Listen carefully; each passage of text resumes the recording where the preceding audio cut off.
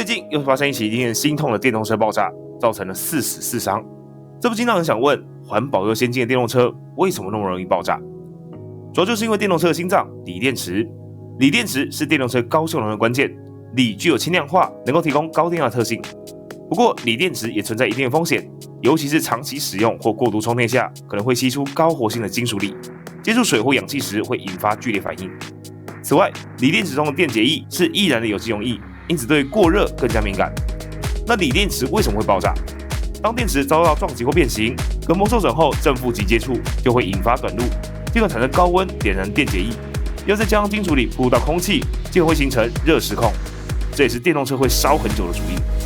如果在开车途中闻到烧焦味，保持冷静，迅速将车靠边停放，关闭电源，立刻让车内所有人下车，再确认烧焦源。切记，安全永远是第一位。